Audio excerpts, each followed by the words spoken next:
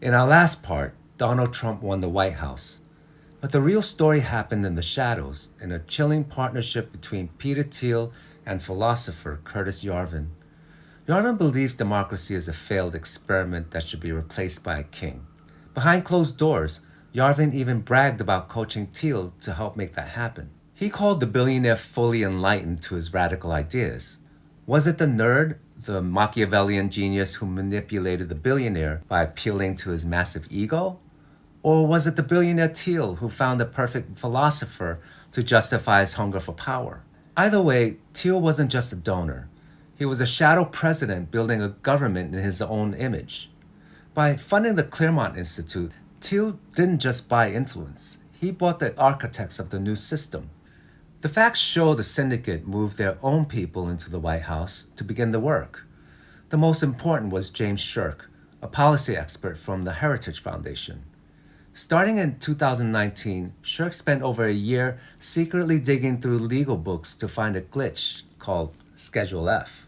This plan would reclassify 50,000 nonpartisan experts, the scientists and the lawyers who serve the public, as at-will employees. They could be fired instantly if they weren't loyal to the president's personal agenda. It was a successful hack that proved the Syndicate could dismantle the government's defenses from the inside.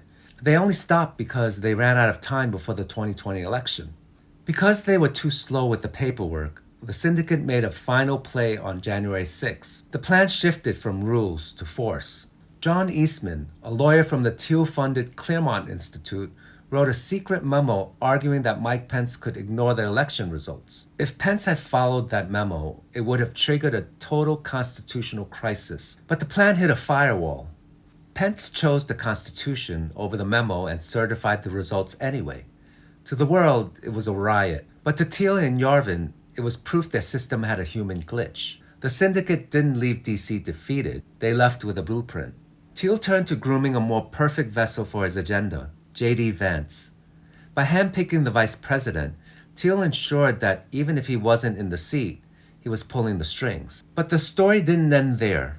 To understand how this backup plan became the reality of 2025, we must look at the next villain, the man who turned Shirk's hack into a professional factory for loyalists. Like and follow for part 3, and share to spread the word.